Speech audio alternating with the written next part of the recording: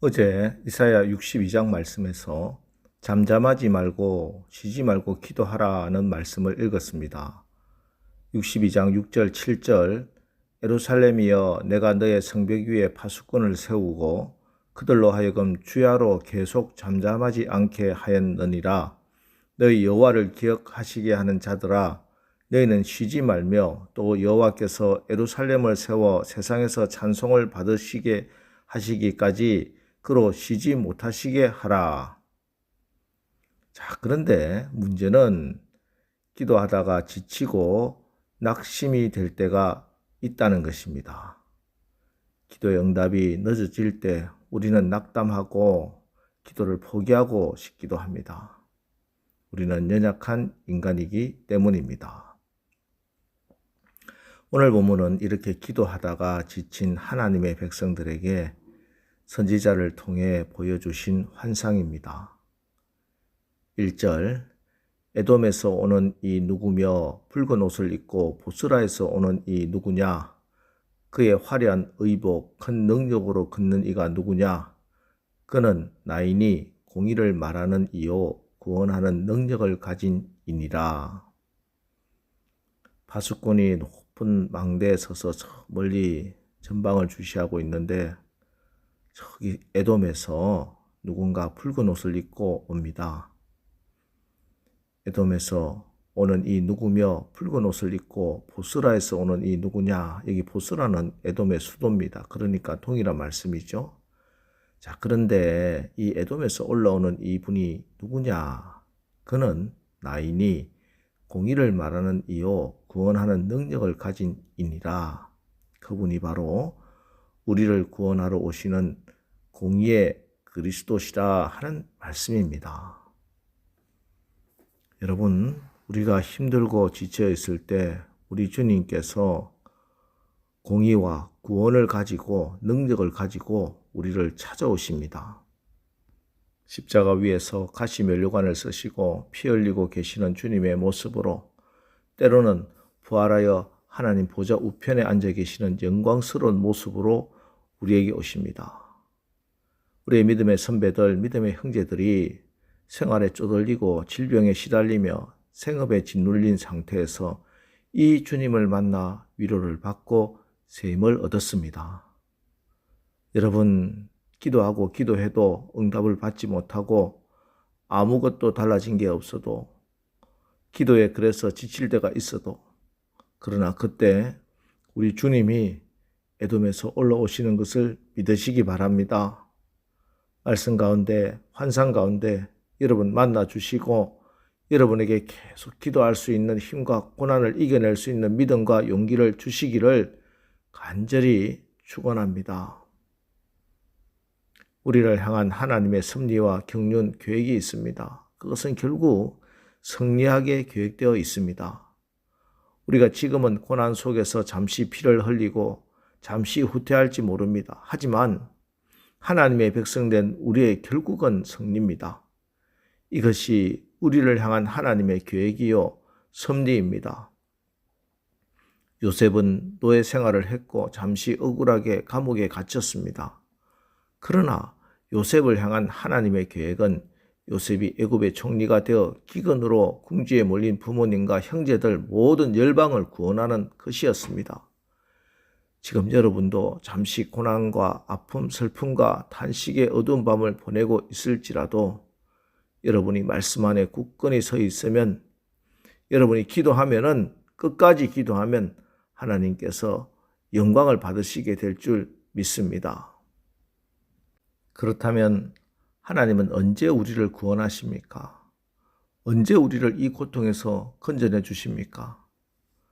4절, 5절 이는 내 원수 갚는 날이 내 마음에 있고 내가 구속할 해가 왔으나 내가 본즉 도와주는 자도 없고 붙들어주는 자도 없으므로 이상하게 여겨 내 팔이 나를 구원하며 내 분이 나를 붙들었음이라. 하나님께서 우리를 괴롭히는 원수를 갚으시는 날이 있습니다. 하나님의 시간표에는 우리의 눈물을 닦아주시고 슬픔을 거두어 가시고 우리를 영광스럽게 해줄 계획이 되어 있습니다. 그게 언제입니까?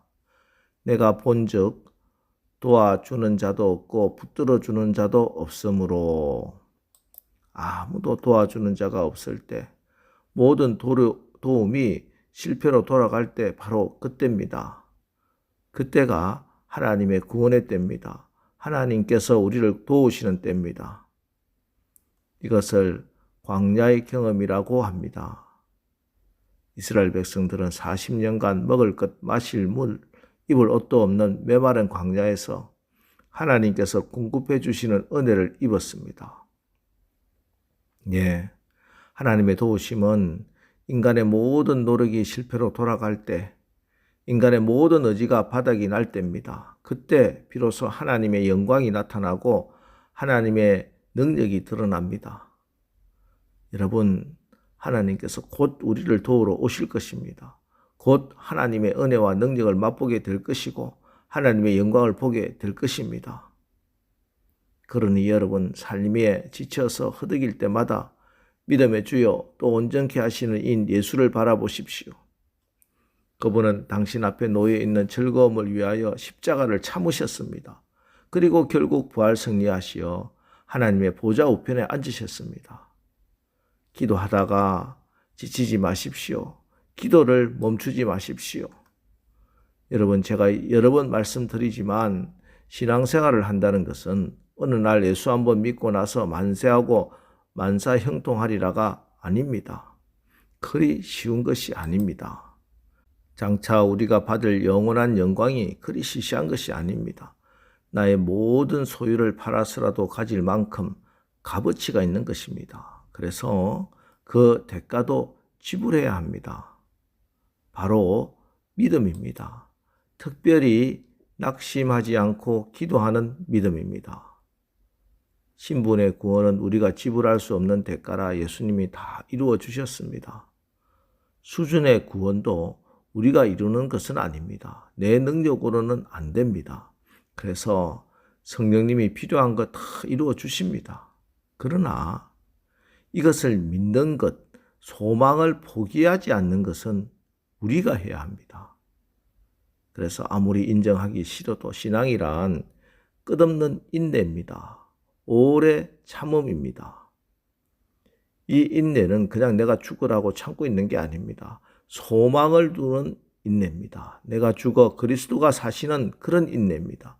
우리 가운데 하나님 나라가 임하는 그런 오래 참음입니다. 여러분, 우리 주님이 해주신 하나님 나라 비유 중 많은 것이 겨자씨 또는 밭에 씨를 뿌리는 비유 등등 씨에 관계된 비유입니다. 어떤 농부가 땅에 씨를 뿌렸습니다. 소중한 씨를 땅에 뿌린다는 것은 상당한 모험입니다.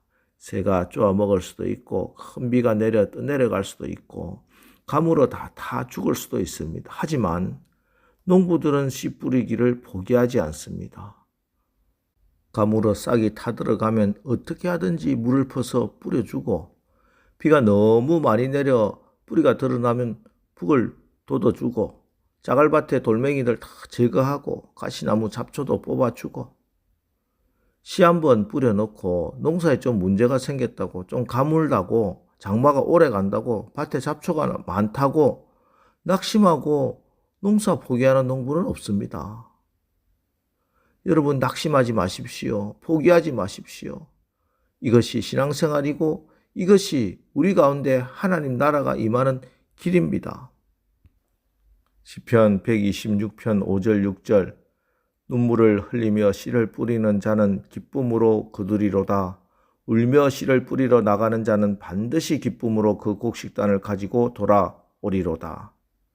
갈라디아서 6장 9절 우리가 선을 행하되 낙심하지 말지니 포기하지 아니하면 때가 이름에 거두리라. 여러분, 오늘도 눈물을 흘리며 씨를 뿌리는 자는 기쁨으로 단을 거둘 때가 반드시 올 줄 믿으시고 주님을 바라보고 말씀을 붙들고 십자가 바라보고 기도하고 또 기도하십시오.